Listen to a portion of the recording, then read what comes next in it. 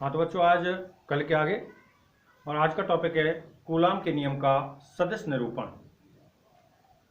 क्योंकि कल हमने दो स्थिर बिंदु आवेशों के मध्य लगने वाले बल का मान ज्ञात कर लिया था। कूलाम के नियम के अनुसार आवेशों को निर्वात से उठाकर के माध्यम में रख दिया जाए तो बल का मान किस प्रकार से परिवर्तित होता है, यह भी ज्ञात कर लिया था। एक पैराविद्युतांक जो निर्वात की विद्युतशीलता हमने प्रारंभ में कूलाम के नियम में काम में ली, उसको भी हमने प्राप्त किया था, ज्ञात किया था। आज उसके आगे है कूलाम के नियम का सदिश निरूपण। क्योंकि कूलाम का नियम एक वैद्युत बल को निर्धारित करता है। वैद्युत बल सदिश राशि होती है। तो किस प्रकार से एक आवेश दूसरे आवेश पर बल लगाएगा, दूसरा आवेश पहले आवेश पर बल लगाएगा, इसे निकालना है। तो आज का टॉपिक है कूलाम के नियम का सदिश निरूपण। ये हमारा आज का टॉपिक है। देखो क्या है, जैसे एक आवेश हमने ये है माना, यहां पर कोई आवेश उपस्थित है Q1, दूसरा आवेश हमने यहां पर उपस्थित माना, इस आवेश को कह दिया Q2। तो वास्तविकता में क्या है, Q1 आवेश बल लगाता है किस पर, Q2 आवेश पर, और Q2 आवेश बल लगाता है किस पर, Q1 आवेश पर। Q1 आवेश Q2 आवेश पर बल लगाता है, Q2 आवेश किस पर लगाता है, Q1 आवेश पर। इन दोनों को अगर परिमाण के रूप में निकाला जाए तो कूलाम के नियम से ज्ञात किया जाए तो F का मान जो आता है वो क्या आएगा बेटा, कि Q1 Q2 बटे R स्क्वायर। चूंकि जो F बल है, ये बल एक सदिश राशि होती है और यहां पर मैं कहीं भी सदिश का कोई जिक्र नहीं कर रहा। तो अपने को सदिश मान निकालना है इस आरोपित बल का। तो सदिश मान निकालने के लिए सबसे पहले मैं दो आवेश मान लेते हैं। मैंने दो आवेश माने, एक आवेश यहां पर ले लिया, इसको कह देता हूं कौन सा आवेश है ये, Q1। दूसरा आवेश यहां पर ले लिया और इसको कह देते हैं कौन सा आवेश है ये, Q2। माना एक आवेश Q1 और दूसरा आवेश कौन सा है बेटा, Q2। ये जो Q1 आवेश है इसका मूल बिंदु O के सापेक्ष स्थिति सदिश क्या है, R1। मूल बिंदु O के सापेक्ष स्थिति सदिश क्या है, R1। और ये दूसरा आवेश है Q2, इसका मूल बिंदु O के सापेक्ष स्थिति सदिश क्या है बेटा, R2। ये x अक्ष हो गया, ये y अक्ष हो गया। तो जैसा कि थोड़ी देर पहले बताया, Q1 आवेश कौन से पर बल लगाएगा, Q2 आवेश पर, और Q2 आवेश किस पर बल लगाएगा, Q1 आवेश पर। तो Q1 आवेश बल लगाता है कौन से आवेश पर, Q2 आवेश पर, और Q2 आवेश बल लगाता है किस पर, Q1 आवेश पर। तो Q1 ने Q2 पर बल लगा दिया, Q2 ने Q1 पर बल लगा दिया। निकालेंगे कैसे इसको, जब मैं 1 आवेश पर बल लेता हूं 2 के कारण, तो उसे लिखेंगे पहले, मैं यहां पर पहले वो लिख देता हूं आपको। सबसे पहली बात मैं लिखता हूं आवेश Q1 पर, आवेश Q1 पर आवेश Q2 के कारण, आवेश Q1 पर आवेश Q2 के कारण आरोपित बल का मान, आरोपित बल बराबर। एक बात मेरी याद रखना, जिस किसी आवेश पर बल लगता है, जिस किसी आवेश का बल लिया जाता है, उसके नंबर को हमेशा आगे लिखते हैं। दूसरा, जिसके कारण, जिसके द्वारा या जिसके सापेक्ष लिया जाता है, उसे हमेशा कहां लिखते हैं, पीछे। तो मैं कौन से आवेश पर ले रहा हूं, Q1 आवेश पर। कौन से आवेश पर ले रहा हूं, Q1 आवेश पर। और कौन से आवेश के कारण ले रहा हूं, Q2 आवेश के कारण।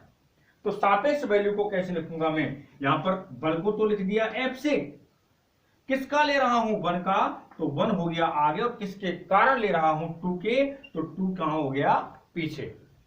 यानी फिर से कह रहा हूं, जिसका लिया जाता है उसे हमेशा आगे लिखेंगे, जिसके कारण, जिसके द्वारा या जिसके सापेक्ष लिया जाता है उसे हमेशा पीछे लिखेंगे। यह हमने सदिश रूप में ले लिया, यानी कि पहले आवेश का बल है, प्रथम आवेश पर बल है, कौन से आवेश के कारण है, दूसरे आवेश के कारण।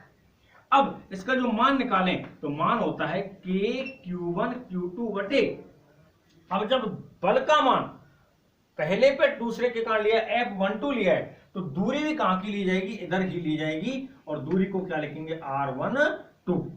तो दूरी क्या हो गई R12, वेक्टर लगा देंगे क्योंकि सदिश रूप में लेना है, और बटे में क्या आ जाएगा इसका वर्ग। R12 पे क्या हो गया, स्क्वायर हो गया। अब समस्या क्या होगी बेटे, जो वर्ग करते हैं स्क्वायर करते हैं, स्क्वायर यानी कि गुणनफल हो रहा है, और गुणनफल दो तरीके से होता है। वेक्टर का सदिश का जो गुणा करते हैं वो कितने तरीके से करते हैं, दो तरीके से, या तो उसका अपन सदिश गुणनफल करेंगे या उसका अदिश गुणनफल करेंगे। तो अगर मैं R12 का स्क्वायर खोलने के लिए सदिश गुणनफल करता हूं R12 क्रॉस R12, तो इसका उत्तर क्या आ जाता है, 0, क्योंकि दो समान सदिशों का सदिश गुणनफल क्या हो जाता है, 0। तो इस प्रकार से R12 का स्क्वायर हम नहीं खोल सकते। अगर यहां से स्क्वायर खोला तो परिमाण क्या आएगा इसका, 0, और बटे में संख्या 0 आ गई तो आरोपित बल का मान इनफाइनाइट हो जाएगा, अनंत हो जाएगा, यानी कि अपरिभाषित हो जाएगा। तो अब हम इस स्क्वायर को कैसे खोल सकते हैं, R12 और डॉट में क्या कर देंगे, R12 यानी कि अदिश गुणनफल के रूप में, और अदिश गुणनफल के रूप में खोल दिया तो ये पूरी राशि कैसी राशि हो जाती है, अदिश राशि। पूरे के पूरी राशि कैसी हो गई, अदिश राशि हो गई। अब जब ये अदिश राशि हो गई तो यानी बटे में कौन सी राशि है, अदिश राशि, और इधर हमने वेक्टर का चिन्ह लगा चुके हैं तो ये कौन सी राशि हो गई, सदिश राशि। एक सदिश राशि है इधर पूरे परिमाण में, यानी k q1 q2 बटे R12 वेक्टर का स्क्वायर, ये भी कैसी है, अदिश राशि है, पूरा के पूरा परिमाणिक राशि है, अदिश राशि है। तो इसको सदिश बनाने के लिए क्या करते हैं, इकाई सदिश का क्या कर देंगे, गुणा। तो ये माना गया। अब इकाई सदिश की अपन एक डेफिनेशन सुन के आते हैं, मान सुन के आते हैं। जैसे मैं a कैप के ऊपर लिखना चाहूं तो a कैप का मान क्या होता है बेटा, वेक्टर a बटे परिमाण में a। तो अब यहां से R12 को लिख सकते हैं हम, तो F12 बराबर क्या हो गया, k q1 q2 बटे R12 पे स्क्वायर, इंटू में क्या हो जाएगा बेटा, R12 वेक्टर, और बटे में क्या आ जाएगा, R12 वेक्टर का परिमाण। तो देखो दो घात तो यहां पर, एक घात यहां पर, कितने घात हो चुके हैं, ये 3। तो यहां पर निकालें F12 बराबर k q1 q2 बटे R12 की घात कितनी हो चुकी है, यहां 3, और R12 क्या बन गया, वेक्टर। यहां तक माना गया। अब यहां के आगे में एक छोटी सी बात और बताऊं, जो अपन सदिश त्रिभुज नियम पढ़ के आए हैं, उस त्रिभुज नियम से यहां मैं R12 का मान निकालूंगा। देखो ये कौन सा वेक्टर है अपने पास, R1, ये कौन सा वेक्टर है अपने पास, R2, और ये कौन सा वेक्टर है अपने पास, R12। सदिश त्रिभुज नियम कहता है दो क्रमागत सदिशों के योगफल का मान त्रिभुज की तीसरी भुजा के द्वारा प्रदर्शित किया जाता है। यदि दो क्रमागत सदिशों को त्रिभुज की भुजाओं से या दो क्रमागत भुजाओं से प्रदर्शित किया जाए तो उनका योगफल त्रिभुज की तीसरी भुजा से प्रदर्शित किया जाता है। इसकी दिशा प्रथम सदिश के प्रारंभिक बिंदु से द्वितीय सदिश के अंतिम बिंदु की ओर होती है। यानी अपन ने एक सदिश तो ये हो गया और एक सदिश ये हो गया, इन दोनों का योगफल किसके बराबर आएगा, R1 के बराबर। तो मैं लिख देता हूं, चूंकि कौन कौन से सदिश का योगफल आ रहा है बेटा, R2 और प्लस R12 बराबर क्या आ जाएगा, R1। दो क्रमागत सदिश कौन कौन से, R2 और R12 है, इन दोनों का योगफल किसके बराबर आ जाएगा, R1 के। मुझे किसका मान निकालना है, R12 का मान निकालना है। तो क्या आ गया, देखो बेटा, R1 और माइनस का क्या हो गया, R2, vector R1 minus vector R2। Equation में मान रख देते हैं, तो F12 इक्वल टू क्या आ गया, K Q1 Q2 बटे R12 की जब क्या आएगा, R1 minus R2, vector R1 minus vector R2 की घात 3, और कोष्टक में क्या लिख देते हैं, R1 माइनस R2। ये मान आ गया। अब यहां के आगे ये जो एक मान आया, ये तो कौन से आवेश के कारण, ये प्रथम आवेश पर द्वितीय आवेश के कारण आरोपित बल का मान होता है। किस पर बेटा, प्रथम आवेश पर द्वितीय आवेश के कारण आरोपित बल का मान। इसको कह देता हूं मैं इक्वेशन नंबर 1। अब मैं इसी के जस्ट अपोजिट चल रहा हूं, दूसरे वाला ले रहा हूं। अब मैं कह के चल रहा हूं, आवेश Q2 पर, आवेश Q2 पर आवेश किसके कारण बेटा हो, Q1 के कारण आरोपित बल बराबर Q2 पर Q1 के कारण आरोपित बल का मान। अब इसको कैसे रिप्रेजेंट करेंगे? देखो बेटा बल तो हो गया F, किस आवेश पर लग रहा है? 2 आवेश पर, Q2 पर, तो 2 कहां आ जाएगा? आगे। किसके कारण लग रहा है? 1 आवेश के कारण, तो 1 कहां आ जाएगा? पीछे। वेक्टर सदिश के लिए क्या लगा देते हैं? वेक्टर का चिन्ह। तो क्या हो गया? K Q2 Q1 बटे, अब जो मान लिया जाएगा दूरी का सदिश रूप में, तो दूरी कहां से ली जाएगी अपने पास? 1 से लेके 2 की ओर। तो यहां पे क्या हो जाएगा? ये R21 वेक्टर, उसकी घात कितनी हो जाएगी? 2। अब चूंकि ये पूरी एक परिमाणिक वैल्यू स्केलर क्वांटिटी आ रही है, तो स्केलर क्वांटिटी आ रही है, इसको वेक्टर क्वांटिटी बनाने के लिए अपन एक यूनिट वेक्टर का क्या कर देते हैं? मल्टीप्लाई। एक इकाई सदिश का क्या कर देते हैं? गुणा। तो क्या हो गया? ये R21 पे कैन। वापस से वही, चूंकि अपने पास एक एफ का जो मान आता है वो कितना आएगा? वेक्टर ए बटे परिमाण में ए। अब यहां पे वैल्यू को फिर से लिखा जाए तो F21 इक्वल टू क्या आ गया? अब ये जो स्केलर क्वांटिटी आ रही है, अदिश राशि आ रही है, इसमें मान को परस्पर परिवर्तित कर दिया जाए तो गुणनफल में कोई परिवर्तन नहीं आएगा। और नहीं आएगा तो इसको मैं लिख देता हूं K Q1 Q2 बटे R21 वेक्टर की घात 2, और इधर क्या लिख देंगे इसको अपन बेटा? R21 वेक्टर बटे परिमाण में R21 वेक्टर। मॉड के अंदर आ गया। अब वापस से यहां फिर से मैं सदिश त्रिभुज नियम के बारे में बात करूंगा, क्योंकि यहां दिशाएं परिवर्तित हो चुकी हैं। अब देखो ये कौन सा सदिश लेके चल रहे थे अपन? R1, और ये कौन सा वेक्टर लेके चल रहे थे? R2, और ये कौन से वेक्टर की दिशा ले रखी है? R21 की। तो अब त्रिभुज की दो क्रमागत भुजाओं के सदिश कौन कौन से हैं? R1 और R21। तो इन दोनों का योगफल किसके बराबर आएगा? R2 के। तो इसको लिखें, चूंकि अब किन किन का योगफल आ रहा है बेटा अपने पास? Vector R1 plus vector R21 का योगफल किसके बराबर आएगा? R2 के। R2 बराबर हो गया। अब यहां से मुझे मान किसका निकालना है? वैल्यू किसका निकालनी है? R21 की निकालनी है। तो R21 वैल्यू में क्या आ गया अपने पास? R2 माइनस का R1, vector R2 minus R1। Value को अपन इस इक्वेशन में लिख देते हैं F21 में। तो F21 में लिखते ही क्या आएगा? देखो बेटा F21 बराबर क्या आ गया? K Q1 Q2 बटे R2 vector minus R1 vector का परिमाण घात कितनी हो चुकी है? 3। सॉरी, एक स्टेप यहां पे मैं लिख देता, एक स्टेप यहां लिख देते हैं। ये क्या हो गया? K Q1 Q2 बटे R21 वेक्टर का परिमाण में घात कितनी हो जाएगी? 3। 2 घात यहाँ पे, एक घात यहाँ पे, तो अपन इस जगह पे वैल्यू रखेंगे। K Q1 Q2 बटे R21 ये हो गया कि वैल्यू कितनी हो गई? 3। और इधर यहाँ पे देखो परिमाणिक वैल्यू R21 वेक्टर और चल रहा है, तो यहाँ पे R21 वेक्टर का मान लिख देते हैं। तो ये क्या हो गया? R2 minus R1 vector R2 minus R1। Equation number क्या कह देते हैं इसको? 2। इक्वेशन नंबर 1 को देखा जाए और इक्वेशन नंबर 2 को देखा जाए, तो दोनों में बेटा केवल एक छोटा सा परिवर्तन आ रहा है, और वह है नेगेटिव साइन का, ऋणात्मक चिन्ह का। बस देखें, क्योंकि ये तो पूरी वैल्यू कैसी आ रही है? परिमाणिक वैल्यू आ रहा है। ये पे पूरी वैल्यू परिमाणिक वैल्यू है, ऐसे यहाँ पे ये पूरा वैल्यू परिमाणिक वैल्यू है, या फिर यहां से ले लो, यहां से यहां तक ये परिमाण हो गया, यहां से यहां तक ये परिमाण हो गया, तो इसमें तो कोई परिवर्तन आएगा नहीं। यहाँ क्या आ रहा है? R1 माइनस R2, यहाँ पर क्या आ रहा है? R2 minus R1।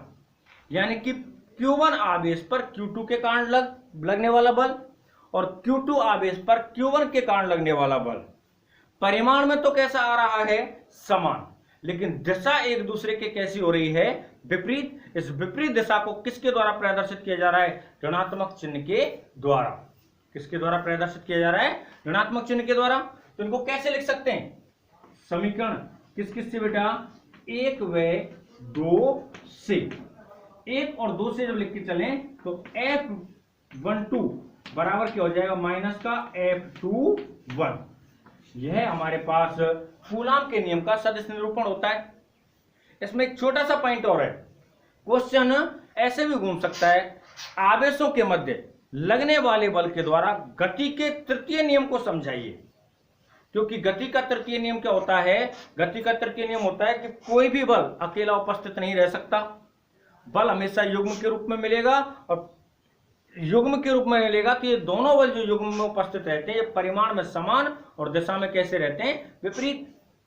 तो यहां पर भी जो दो आवेश लेके चले, दोनों आवेशों पर बल किसके रूप में उपस्थित हैं? युग्म के रूप में। Q1 आवेश पर Q2 आवेश के कारण लगने वाला बल पहला हो गया, और दूसरा है Q2 आवेश पर Q1 के कारण लगने वाला बल दूसरा हो गया। तो दोनों युग्म में उपस्थित हो गए। परिमाण दोनों का कैसा आ रहा है? समान, और दिशा दोनों की कैसी हो रही है? विपरीत। तो परिमाण में समान और दिशा में कैसे हैं? विपरीत। तो गति के तृतीय नियम की पालना भी यहां पर की जाती है। तो यहां से एक टॉपिक ये भी बन जाता है, क्वेश्चन ऐसे घूम के आ सकता है कि गति के तृतीय नियम को समझाने के लिए वैद्युत बल को, या गति के तृतीय नियम को वैद्युत बल के द्वारा स्पष्ट कीजिए, दर्शाइए, प्रदर्शित कीजिए। तो यहां यह है सबसे पहले कूलाम के नियम का सदिश निरूपण। थोड़ा सा मैं इसको रिपीट कर देता हूं। माना दो आवेश Q1 और Q2 हैं। दो आवेश कौन कौन से हैं? Q1 और Q2, जिनके मूल बिंदु O के सापेक्ष स्थिति सदिश क्या क्या हैं? R1 और R2। तो स्थिति सदिश है R1 और R2 सदिश है। तो Q1 आवेश कौन से आवेश पर बल लगाएगा? Q2 आवेश पर। और Q2 आवेश कौन से आवेश पर बल लगाएगा? Q1 आवेश पर। तो Q1 आवेश के द्वारा Q2 आवेश पर, और Q2 आवेश के द्वारा Q1 आवेश पर बल लगाया जाता है। इस बल का मान ज्ञात करने के लिए कूलाम के नियम के अनुसार एक लाइन लिख देते हैं। आवेश Q1 पर आवेश Q2 के कारण आरोपित बल का मान रिप्रेजेंट कैसे करेंगे? जिस बल का आवेश लेते हैं उस बल के आवेश को नंबर को, क्रम को हमेशा आगे लिखेंगे, और जिस बल के कारण, जिसके द्वारा या जिसके सापेक्ष लिया जाता है उसके क्रम को हमेशा कहां लिखेंगे? पीछे लिखेंगे। तो किसका ले रहा हूं? Q1 आवेश का। किसके कारण? Q2 के आवेश के कारण। तो क्या लिख दिया मैंने? F12। मैंने लिखा Q1 Q2 बटे R12, क्योंकि जो दिशा ली जाएगी, दूरी ली जाएगी, वो भी कहां ली जाएगी? 1 की ओर 2 की ओर से। अब चूंकि यहां पे स्क्वायर हो रहा है, यानी कि गुणा करना पड़ेगा, वर्ग करना पड़ेगा। वर्ग दो प्रकार से हो सकता है, क्योंकि R12 जो मैं लेके चल रहा हूं कैसी राशि है? सदिश राशि। सदिश का गुणा दो प्रकार से होता है, अदिश गुणनफल और सदिश गुणनफल। अगर मैं यहां सदिश गुणनफल करने लगूं तो समान सदस्यों का सदिश गुणनफल 0 होता है। इसके कारण यहां नीचे वाली वैल्यू है वो क्या हो जाएगी? 0 हो जाएगी। और 0 वैल्यू होने के कारण पूरा जो F12 का मान आ रहा है ये क्या हो जाएगा? अनस्पेसिफाइड हो जाएगा, अपरिभाषित हो जाएगा। इसकी वजह से हम यहां इसे सदिश गुणनफल ना लेकर के कैसा गुणनफल काम में लेते हैं? अदिश गुणनफल।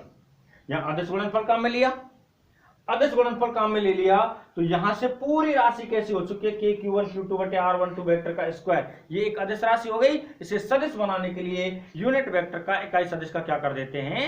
गुणा कर देते हैं। तो मैंने R12 का क्या कर दिया? गुणा। इकाई सदिश के अनुसार मैंने वैल्यू को परिवर्तित कर दिया। तो यहाँ पे पावर कितनी हो चुकी है? 3। अब मैं जो सदिश त्रिभुज नियम है इसके अनुसार R12 का वैल्यू निकाला तो ये मान आ गया।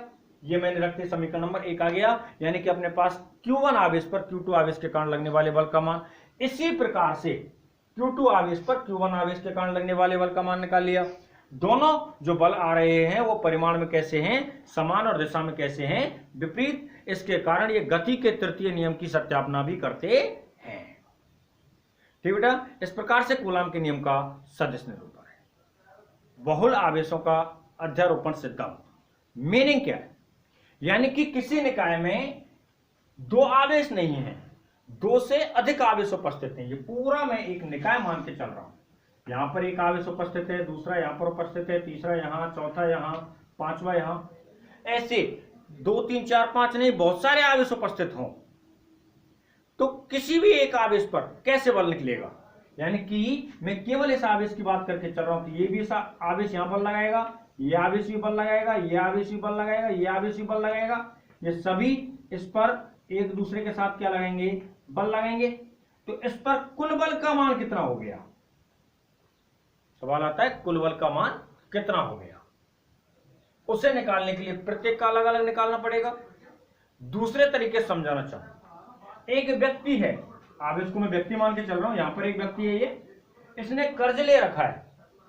क्या ले रखा है? कर्ज ले रखा है। किसी से पैसे उधार ले रखे, एक यहां से पैसे उधार ले रखे, एक यहां से पैसे उधार ले रखे, एक यहां से पैसे उधार ले रखे, एक यहां से पैसे उधार ले रखे। तो इसने कुल कितने पैसे उधार ले रखे? कैसे याद करेंगे भाई? सबको जोड़ना पड़ेगा। सबको क्या करना पड़ेगा? जोड़ना पड़ेगा, यानी कि अपन सभी आवेशों के द्वारा जो बल लगेगा, सभी आवेशों के द्वारा क्या लगेगा, बल लगेगा। प्रत्येक बल का मान अलग अलग निकालो। जैसे मैं यहां बात करके चल रहा हूं, उधारी का कुल अमाउंट निकालना है तो क्या करना पड़ेगा, ए के द्वारा कितना अमाउंट उधार ले रखा है, बी के द्वारा कितना ले रखा है, सी के द्वारा कितना ले रखा है, सबका अलग अलग अमाउंट ज्ञात करो और लास्ट में टोटल अमाउंट को क्या कर दो, जोड़ दो। तो जोड़ते कुल अमाउंट आ जाएगा। सेम हेयर, उसी प्रकार से यहां पर है किसी एक आवेश पर, मैं एक आवेश लेके चल रहा हूं यहां पर Q0 और इसके चारों तरफ Q1, Q2, Q3, Q4, Q5 आवेश उपस्थित हैं। तो इस Q0 पर कुल बल कितना लगेगा, Q1 के कारण Q0 पर बल निकाल दो कितना लगेगा, Q2 के कारण Q0 पर बल निकाल दो कितना लगेगा, Q3 के कारण निकाल दो कितना लगेगा, Q4 के कारण Q0 पर कितना बल लगेगा, Q5 के कारण Q0 पर कितना बल लगेगा। सबका अलग अलग मान निकाल दो और अलग अलग मान निकाल करके सभी मानों को अंत में जोड़ दो। तो जोड़ते ही कुल वैल्यू आ जाएगी, कुल बल का मान आ जाएगा। तो किसी भी एक आवेश पर बल का मान ज्ञात किया जा सके। तो यहां इस टॉपिक के बारे में बात करने के लिए जैसे यहां चलेंगे हम। टॉपिक का नाम है आवेशों के लिए, आवेशों के मध्य अध्यारोपण का सिद्धांत।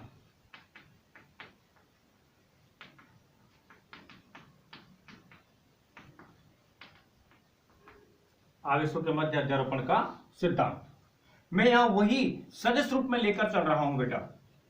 तो माना किसी निकाय में यहां पर एक Q1 आवेश उपस्थित है, यहां पर एक Q2 आवेश उपस्थित है, यहां एक Q3 आवेश उपस्थित है, डॉट डॉट डॉट करके यहां पर एक क्या उपस्थित है, Qn आवेश। यहां पर आवेश है Qn, यहां पर आवेश है Q3, यहां पर आवेश है Q2, यहां पर आवेश कितना है, Q1।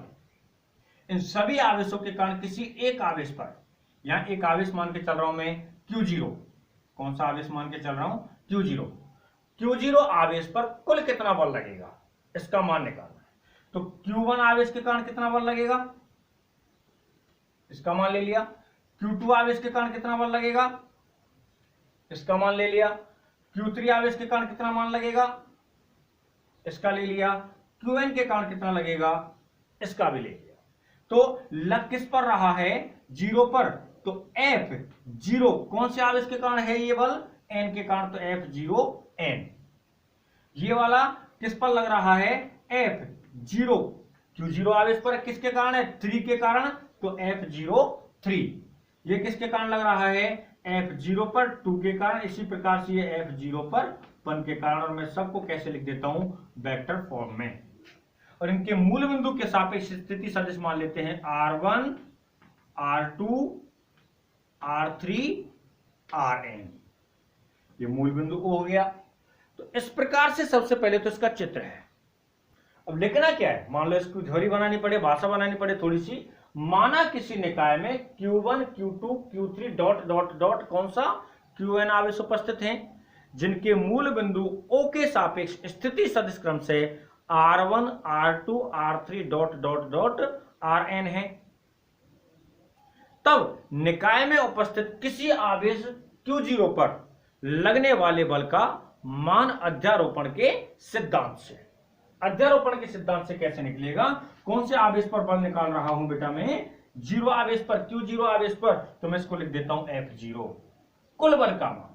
वेक्टर फॉर्म में लेने के लिए वेक्टर का चिन्ह लगा दिया जाए, बराबर। इसका मान कितना आएगा, जैसे अभी बताया था, सभी का अलग अलग मान निकाल करके रख दो, उसको जोड़ दो।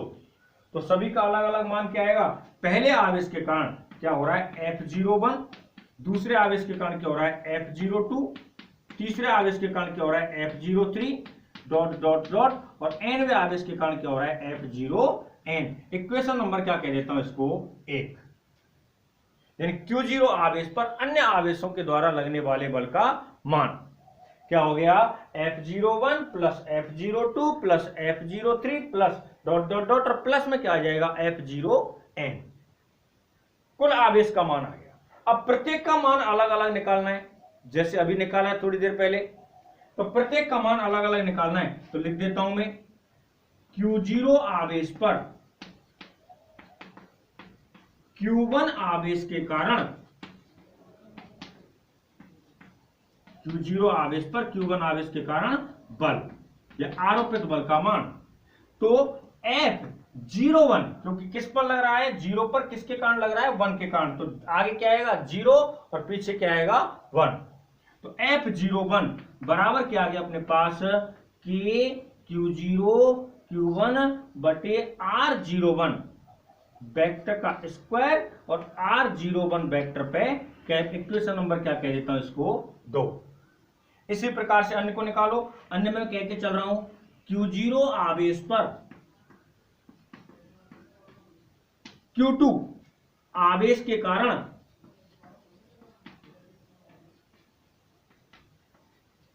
बल, इसका मान क्या है बेटा, F0 0 पर लग रहा है, किसके कारण लग रहा है, 2 के कारण, बराबर K Q0 Q2 बटे R02 का होल स्क्वायर R02 पे कैप इक्वेशन नंबर क्या कह देते हैं 3। 2 का निकाल लिया। अन्य का निकालो। अन्य में कह के चल रहा हूं Q0 आवेश पर किसके कारण, Q3 आवेश के कारण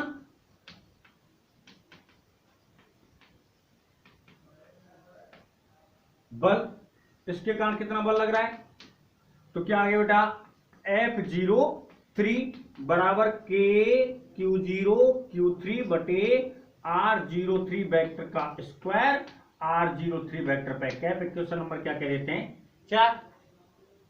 Q1 के कारण निकाल दिया, Q2 के कारण निकाल लिया, Q3 के कारण निकाल लिया, एक और रह गया कौन सा, Qn के कारण भी निकाल दो।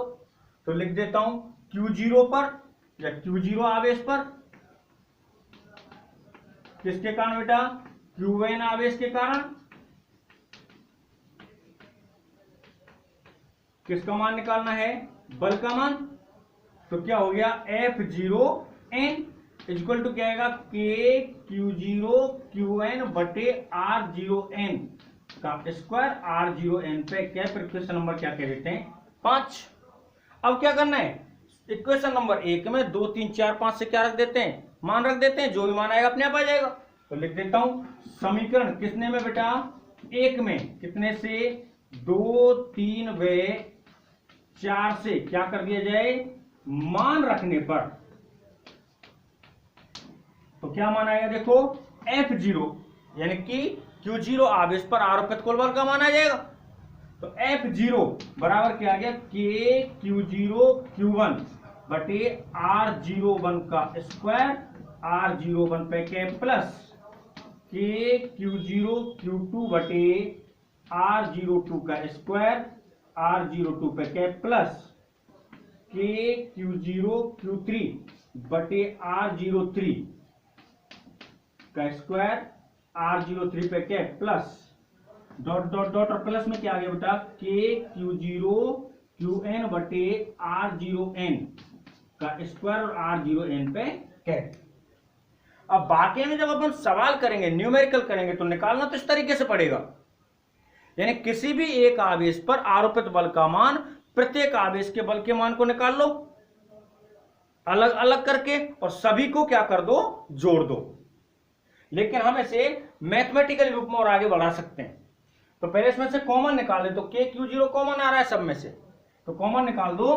तो F0 बराबर K Q0 कॉमन हो चुका है, तो क्या बच गया इधर अपने पास Q1 बटे R01 का स्क्वायर R01 पे कैप प्लस Q2 बटे R02 का स्क्वायर R02 पे कैप प्लस Q3 बटे R03 का स्क्वायर R03 पे cap plus dot dot dot और प्लस में क्या आएगा Qn बटे R0n का स्क्वायर R0n पे कैप।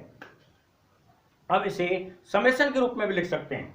तो F0 बराबर समेशन के रूप में लिखने का तरीका हम पहले पढ़ चुके होते हैं। जो राशि परिवर्तित होती है, मेरी भाषा में कहूं तो मैं, जो राशि परिवर्तित होती है, जो क्रमांक परिवर्तित होता है उसे क्या लिख देते हैं I, और जो मान परिवर्तित नहीं होता है, जो क्रमांक परिवर्तित नहीं होता है उसे वैसे का वैसा ही लिखते हैं, उसमें कोई परिवर्तन नहीं करते हैं। तो देखो KQ0 में कोई परिवर्तन नहीं हो रहा है, कांस्टेंट है, बाहर हो गया। यहां पर क्या लगा दिया मैंने, सिग्मा, समेशन का चिन्ह, Q Q Q, Q का मान परिवर्तित नहीं हो रहा है तो इसकी जगह पे क्या लिख दिया जाएगा, Q। काउंटिंग देखो 1 2 3 डॉट डॉट डॉट n परिवर्तित हो रही है, तो परिवर्तित होने वाली राशि को क्या लिख देते हैं, I डिवाइडेड बाई पर मोड के अंदर R, जीरो परिवर्तित नहीं हो रहा है, जीरो लिख दिया, 1 2 3 4 आ रहा है तो इसकी जगह क्या लिख दिया, I। वेक्टर का स्क्वायर परिवर्तित नहीं हो रहा है, इधर R 0 I और इस पर क्या लगा देंगे, वेक्टर, इकाई सदिश का चिन्ह। तो इस प्रकार से, यानी फिर से कह रहा हूं, न्यूमेरिक वैल्यू में 3 तक काम में लेते हैं, यानी अलग अलग मान निकाल के लिख दो, लेकिन अगर मैथमेटिकल रूप में लें तो आगे तक बढ़ा सकते हैं। इसको एक बार फिर से रिपीट करें, यानी कि किसी भी निकाय में जब दो नहीं, दो से ज्यादा आवेश उपस्थित हों तो उनके द्वारा सभी आवेश एक दूसरे पर बल लगाएंगे। तो किसी भी एक आवेश पर लगने वाले कुल बल का मान कैसे ज्ञात करेंगे, सभी आवेशों के द्वारा किसी भी एक आवेश पर कुल बल का मान निकालना हो तो सभी आवेशों के द्वारा जितना जितना बल लगाया जा रहा है प्रत्येक का अलग अलग ज्ञात करो और अंत में जाके सभी बलों के मानों को जोड़ दो। तो इसी प्रकार से हमने यहां किया, किसी निकाय में Q1 Q2 Q3 dot dot dot Qn आवेश उपस्थित हैं जिनके स्थिति सदिश हैं R1 R2 R3 dot dot dot Rn। अब किसी परीक्षण आवेश Q0 पर लगने वाले बल का मान निकालना है तो सबका अलग अलग निकालना पड़ेगा। तो परिणामी अध्यारोपण के हिसाब से मैं लेना चाहूं तो Q0 पर मैं बल लेना चाहूं तो मैंने बल को लिख दिया F0। पहले आवेश के कारण, प्रथम Q1 आवेश के कारण लिया तो F01, दूसरे आवेश के कारण लिया F02, तीसरे आवेश के कारण लिया F03, इसी प्रकार से n आवेश के कारण लिया तो F0n। ये मान आया। मान आने के बाद मैं इक्वेशन नंबर 1 कह लिया इसको चाहे मैं बाद में कर दूं चाहे पहले कर लो, एक ही बात है। अब मैं प्रत्येक का बल निकाल रहा हूं। Q0 पर Q1 के कारण बल निकाल दिया, Q0 पर Q2 के कारण बल निकाल दिया, Q0 पर Q3 के कारण बल निकाल दिया, Q0 पर Q4 के कारण बल, Q0 पर Qn के कारण बल निकाल दिया। सभी बलों को निकालने के बाद, यानी प्रत्येक आवेश का जितना भी बल लग रहा है उस मान को निकाला और उस मान को निकालने के बाद लास्ट में क्या किया अपन ने, इक्वेशन नंबर 1 में रख दिया, रिप्रेजेंटेशन आ गया। कॉमन आ रहा है वो हमने कॉमन निकाल लिया और लास्ट में क्या लगा दिया, समेशन यानी सिग्मा का चिन्ह। ठीक बेटा, इस प्रकार से अध्यारोपण का सिद्धांत होता है, यानी किसी भी एक आवेश पर बल का मान ज्ञात किया जाता है। फिर से कह रहा हूं, चैनल को सब्सक्राइब कर लो और जितने भी बच्चे आपके संपर्क में हैं उनको अभी इस क्लास के बारे में नहीं पता है उन सबको इन्फॉर्म कर लो, जिससे केवल हम नहीं बेटा सभी बच्चे इसका फायदा उठा पाए। घर पर रहें और पढ़ते रहें।